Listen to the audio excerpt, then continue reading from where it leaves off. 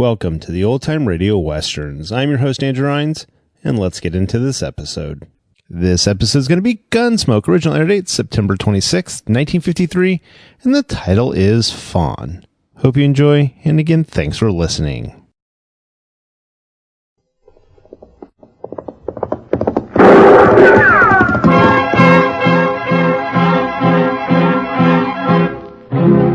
Around Dodge City and in the territory on West, there's just one way to handle the killers and the spoilers, and that's with a U.S. Marshal and the smell of Gunsmoke.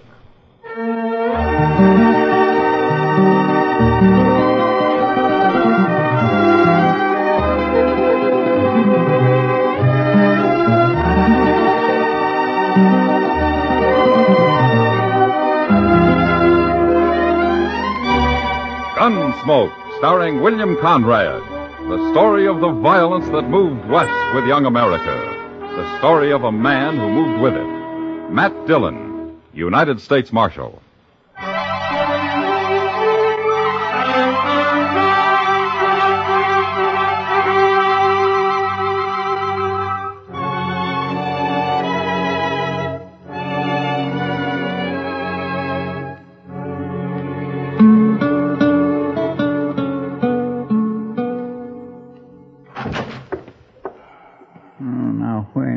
Could he be?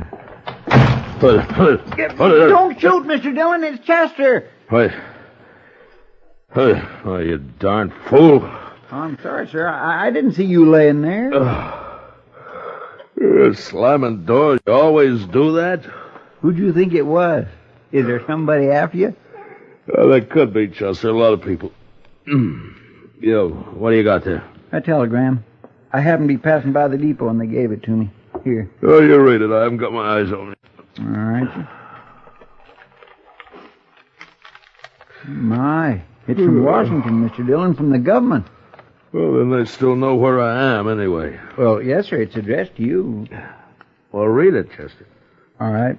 It says, proceed to Fort Larned and receive return prisoner from Colonel Bloor. Stop. You will hold in Dodge until arrival of Roger Phillips of Boston. Stop. Signed, C.J. Calvert, War Department. What's it mean? Well, as usual, it doesn't explain much, Chester. But Fort Larned is a 55-mile ride from here. I gotta go over and pick up some prisoner and then ride 55 miles back to Dodge with him. Yes, but what for, Mr. Dillon? I don't know, Chester. Maybe that man from Boston can explain it when he gets here. That colonel at Fort Larned must know. Oh, you might. Can I go with you? All right. We'll start in the morning at daylight.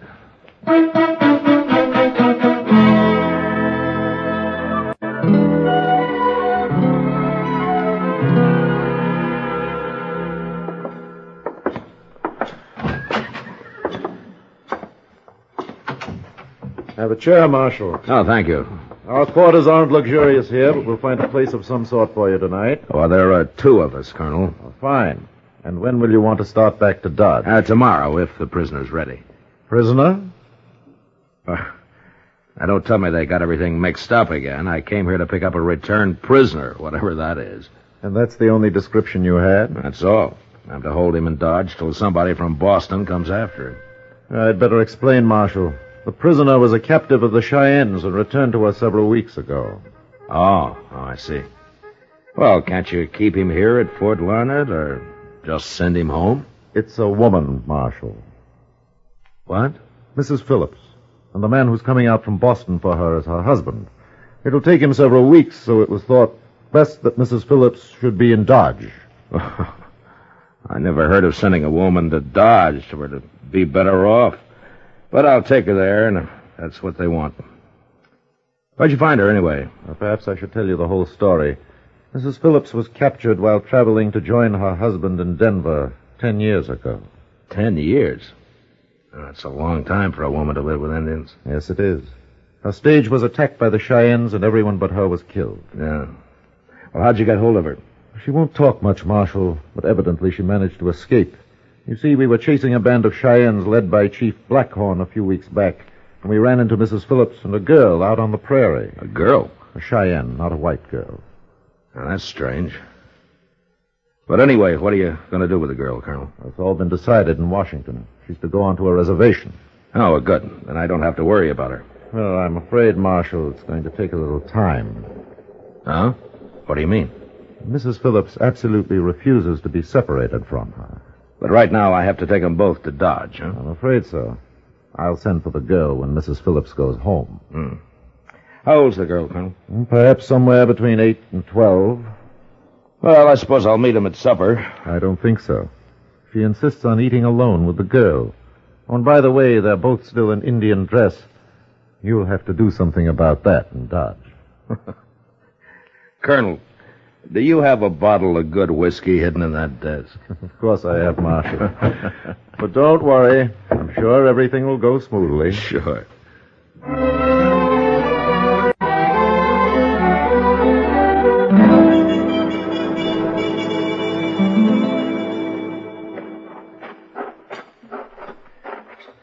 I'll ask the colonel if he can spare a wagon, Chester. Well, it's going to be an awful slow trip in a wagon. Well, it can't be helped. At least we're getting an early start. Yes, sir. Hey, by golly, there's the colonel.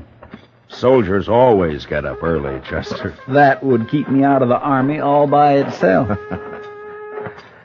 Good morning, Colonel. Good morning, Marshal. Chester? Good morning, sir.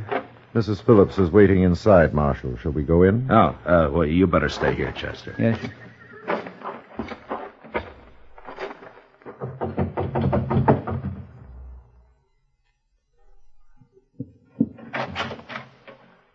Mrs. Phillips, I've brought Marshal Dillon. How do you do, Marshal? Ma'am? Come in, gentlemen. This is Gray Fawn. You may call her Fawn if you prefer. No. Does she speak English, ma'am? A little, but you mustn't expect her to talk. She's a little too frightened of white men. I've come to take you to Dodge, Miss Phillips. I know. It's very kind of you. We're ready. Good. I forgot to ask you, Colonel, if I could borrow a wagon. Why, certainly, Marshal. And I'll send a soldier along to drive it. That won't be necessary, gentlemen. Fawn and I have horses, and we can ride. That's a long trip, ma'am. I'm sure we've made longer ones, Marshal. We're ready to leave when you are. I'll have your horses brought up at once, Mrs. Phillips. Thank you, Colonel. It's 55 miles, ma'am, and there's no place to spend the night. You forget, Marshal. I've been a Cheyenne for 10 years. All right. Well, let's get started.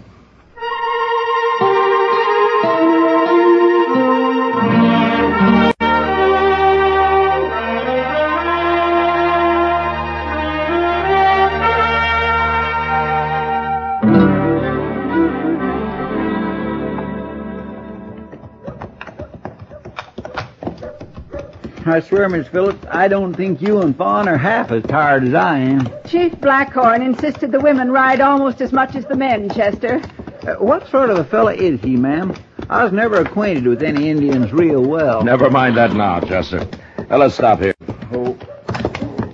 This is the Dodge house, Miss Phillips. I'll go see if they have a room for you. Thank you, Marshal.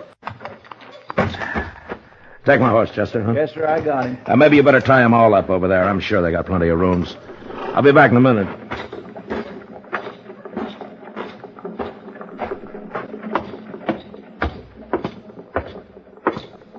Good evening, Hank. Hello, Marshal.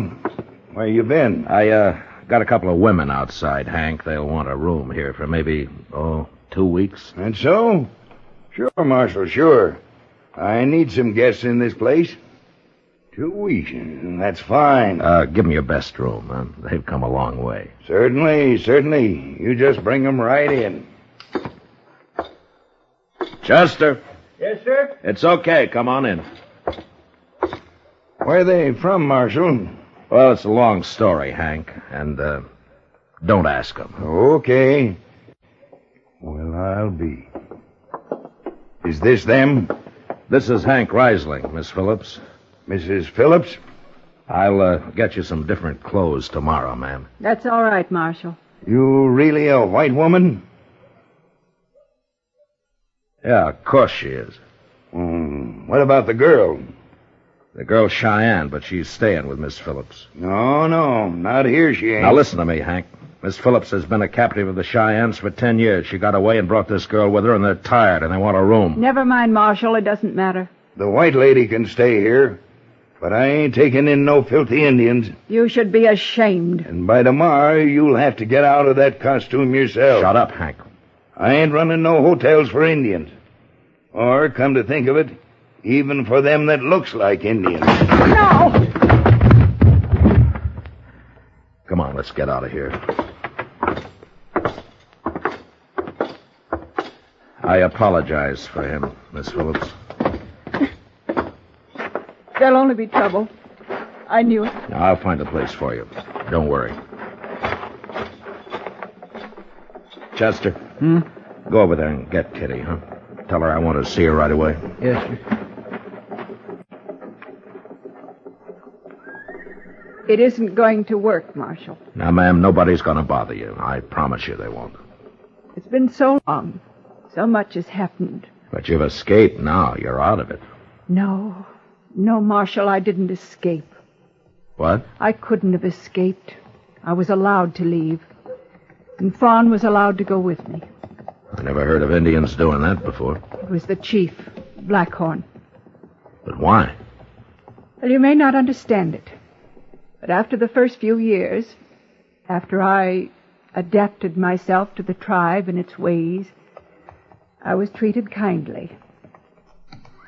But even so, I knew I could never be happy with the Cheyennes away from my own people. So Blackhorn just let you come back? Yes. I know it seems strange, but he's a strong man, Marshal. A very strong man. All right. But what about Fawn here? He must have known she'd end up on a reservation. No, never. Hello, Matt. Oh, Kitty, this is Miss Phillips. I know. Chester told me. I'm glad to meet you, Mrs. Phillips. Thank you, Kitty. I got a room for you and the girl. It's out back of the Texas Trail. Belongs to a friend of mine. She'll move in with me while you need it. Well, that's very kind of you. And her. Well, I was never caught by the Indians, but I know what it's like to be a stranger in town. Come on, I'll show it to you, and then we can get something to eat. I hope I can repay you. Nonsense. Take the horses, will you, Chester? Yes, sir. Shall we go, Mrs. Phillips? Excuse me, Kitty, I want to say something to the marshal first. Sure. Here, Fawn, you take my hand. We'll walk on ahead. What is it, ma'am? A moment ago you asked about Fawn. You said she'd go to a reservation. Well, that's what the colonel said. Fawn will stay with me. Always. Well, I guess you're pretty fond of her. Yes, I am. You see, Marshal, Fawn is my daughter.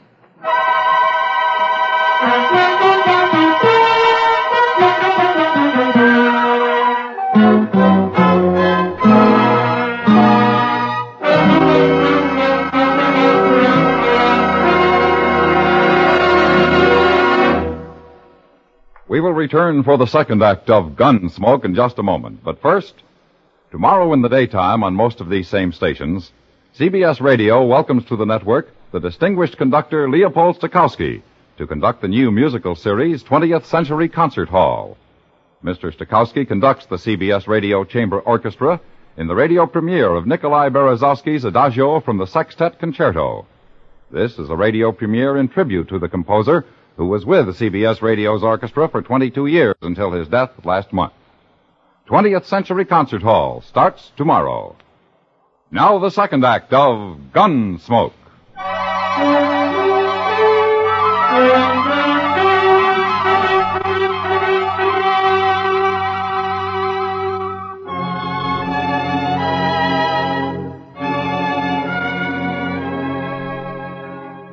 It took a lot of courage for Miss Phillips to come back into the white man's world after 10 years among the Cheyennes, and to bring her daughter with her. I didn't tell anybody about it. I figured she'd talk for herself when the time came. A week passed, and while the people of Dodge regarded Miss Phillips as a curiosity, they didn't take to her treating the child as an equal. And so they avoided them both. Kitty looked after him, though, and I saw them whenever I could. But it was Doc they really impressed. I never saw such a pair, Matt. Why, well, they'll live to be 100, both of them. Well, they look healthy, all right. There are a couple of chairs, Doc. Let's sit a while, huh? Oh, yes. I swear if I wasn't so old, I'd go live with the Indians myself. Don't think you'd like it, Doc. I wouldn't. Why not? Too much work. Oh, no, not for me. As far as I can tell, there wouldn't be no patients. They're all too healthy. Oh, before you go, Doc, tell me something, huh? Huh? Do you, think the girl is as frightened as she was at first? Oh, she'll come out of it. Just give her time. This is quite a change for her. Yeah, it sure is. There's one thing about Fawn, though. What? She isn't pure Cheyenne. She isn't? You know as well as I do that she isn't. It makes sort of a problem for Miss Phillips, doesn't it, Doc? People just treat her worse if they knew the truth, man. Marshal Dillon. Hello. I'm Jeff Hunter. What can I do for you? I'm on my way to California, Marshal, so I ain't going to cause trouble. Well, that's fine. I want to talk to that woman, Mrs. Phillips, you brought to Dodge. Oh? What for, Hunter? I'll tell her that, Marshal. I just thought maybe it'd be easier if you took me there. You can stay while I'm talking to her if you like. All right, Hunter. She lives back of the Texas Trail here. Come on, I'll show you the way. All right. I'll see you later, Doc. Sure, Matt.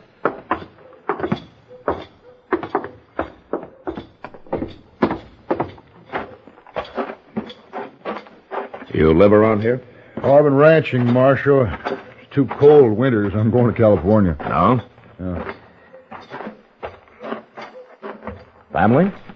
No, I'm alone. No. Here we are.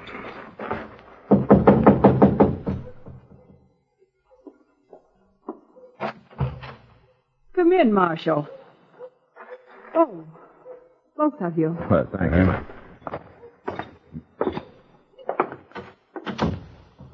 Miss Phillips, this is Jeff Hunter. How do you do? I'm proud to know you, ma'am. He wants to talk to you, Miss Phillips. He looks like a good man to me, or I wouldn't have brought him here. Well, you're most welcome, Mr. Hunter.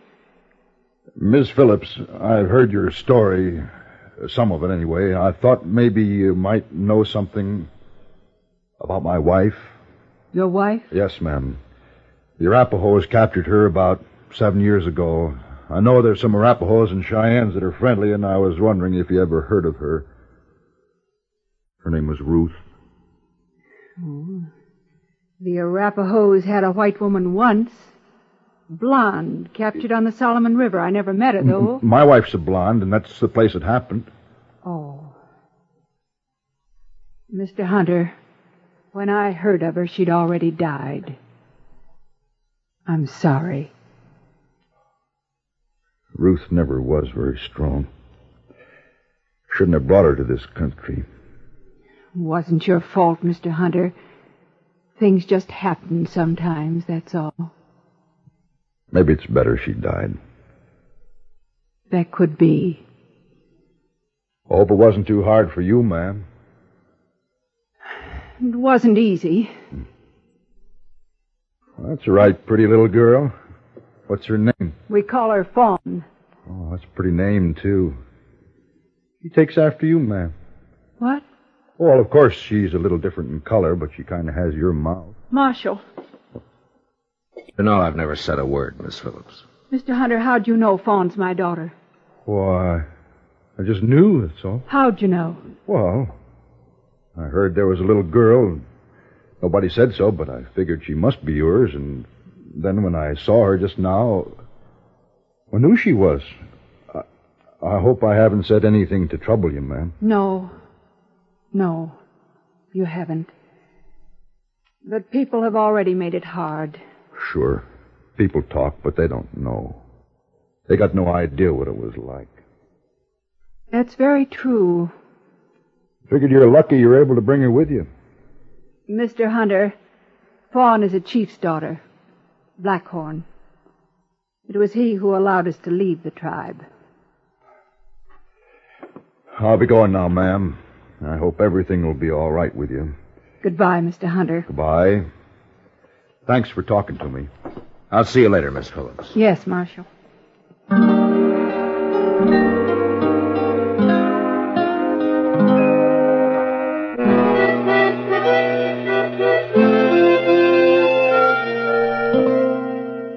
Jeb Hunter didn't leave Dodge right away. Kitty told me that he ran into Miss Phillips on the street the next day, and they had another conversation. Later, I heard he took her and the girl fishing. I figured he was good company for him, and no harm could come of it. I was busy, and I sort of forgot about him for a few days, when one morning a man walked into the office. Marshal Dillon? I'm Phillips. Roger Phillips. I've come for my wife. Oh, when did you get into Dodge? Oh, I came in the Santa Fe last night. Last night? I thought it wisest to wait till morning. Oh. Well, it's your business, Phillips. Chester, go tell Miss Phillips her husband's here. I'll bring him over in a few minutes. Yes, sir. I'll go tell her, Mr. Dillon.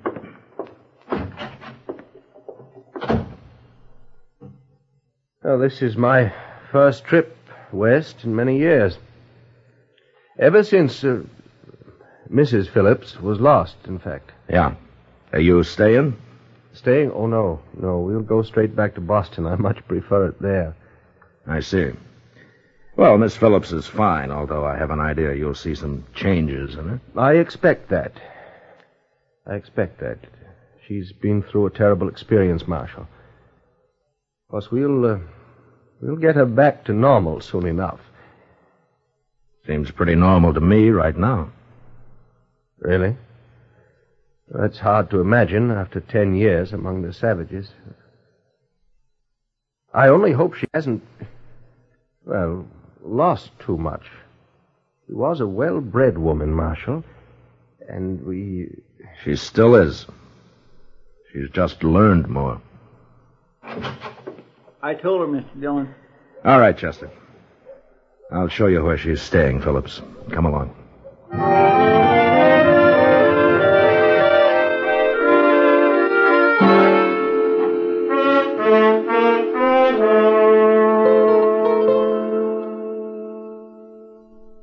I sure didn't think much of him, did you, Mr. Dillon? Not much, Chester. Awful uppity. Seems a shame. A fine woman like that. Well, maybe she can handle him. If he's worth handling. It's not our problem, Chester. Well, no, sir, I guess not. Marshal, I want to talk to you. Good morning, Miss Phillips. Good morning, Marshal. Now, Marshal, you listen to me. Yeah? What is it? Well, I've just learned the full truth. I understand you've known about it all along. I hope you'll forgive me, Marshal. I told him you knew. There's nothing wrong with that, ma'am. The whole thing is wrong. A girl will go to a reservation where she belongs. This was arranged in Washington. No, Marshal. Roger.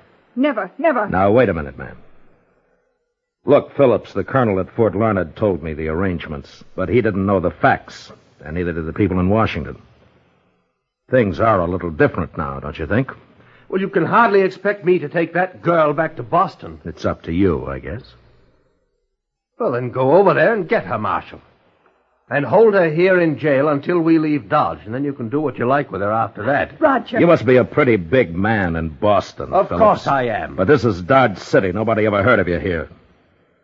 Now, why don't you calm down and decide what you're going to do? I know what I'm going to do. I won't leave her, Roger. I won't have her around, here or anywhere else. Then I'm sorry. What do you mean you're sorry? Go back to Boston. I'll stay here. Do you know what you're saying? Yes, I do. I'll divorce you. You'll never get a penny. I don't want your money. I wouldn't have it. Very well, then. Stay.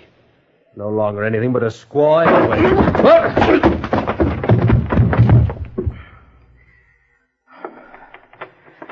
Chester, Yes, sir. there's a train east leaving soon. Throw him on it. Oh, I'll do it gladly, Mr. Dillon. Miss Phillips, go to your place and wait there for me, huh? I won't be long. All right, Marshal.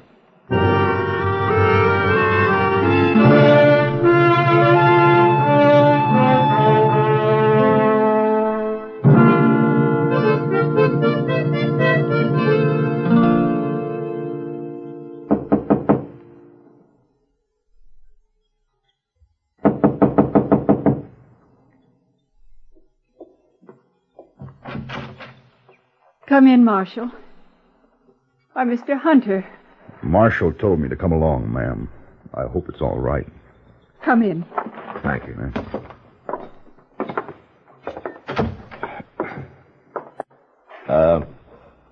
Miss Phillips, I told Hunter here that your husband arrived and that he's left. Yes. But I didn't tell him that he might still try to cause trouble about the girl. Could he? Well, Colonel Bloor's orders were to put her on a reservation. And it'd take a long time to change that through Washington. And Phillips knows it. What can I do, Marshal? Clear out? Where they can't find you? They'll all forget about it in time. That's a good idea, ma'am. If you don't mind my saying so. But how? I can't just ride back out onto the prairie with her. No. No, she can't. Can she? Hunter. Well, sure wouldn't be right.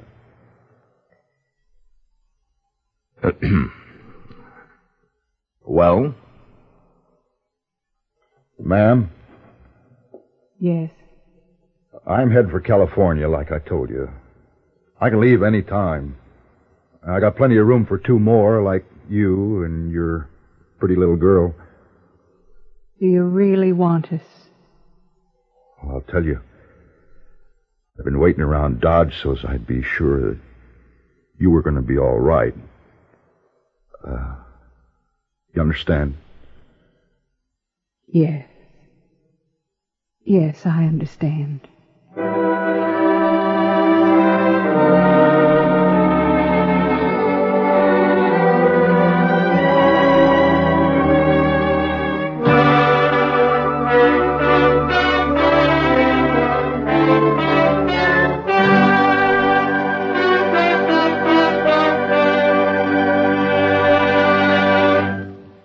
Gunsmoke, under the direction of Norman Macdonnell, stars William Conrad as Matt Dillon, U.S. Marshal. Tonight's story was especially written for Gunsmoke by John Meston, with music composed and conducted by Rex Koury. Featured in the cast were Helen Kleeb, John Dehner, Edgar Barrier, Lawrence Dobkin, and Leo Curley. Parley Baer is Chester, Howard McNear is Doc, and Georgia Ellis is Kitty. And now an announcement of interest to many of our listeners. The theme for Gunsmoke is an original melody by our musical director, Rex Koury. It is called Old Trail and is available at your local music store, both in sheet music form and as a commercial record. Beginning next week, Gunsmoke will be heard at a new time over most of these same CBS radio stations. Remember, Gunsmoke at a new time beginning next week, so check your local newspaper for the time. Be sure to join us again next week as Matt Dillon, U.S. Marshal, fights to bring law and order out of the wild violence of the West in Gunsmoke.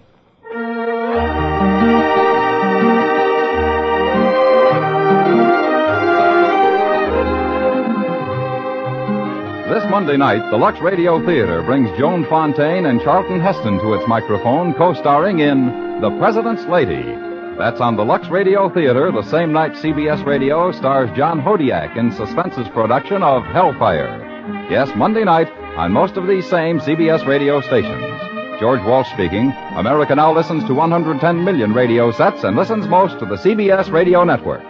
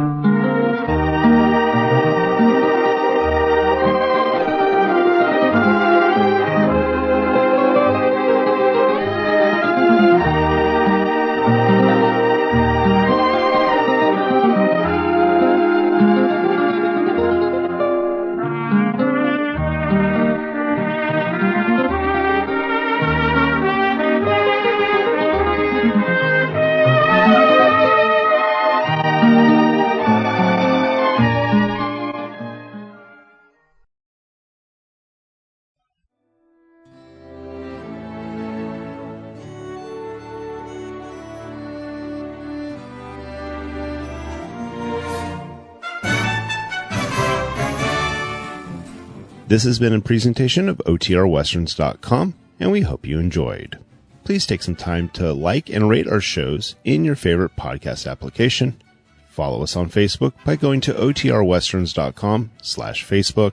Subscribe to our YouTube channel by going to OTRWesterns.com/YouTube. And send us an email, podcast@OTRWesterns.com. You can call and leave us a voicemail, 707-986-8739. This episode is copyright under the Attribution Non-Commercial Share-alike copyright. For more information, go to OTRWesterns.com/copyright. Have a great day, and thanks for listening.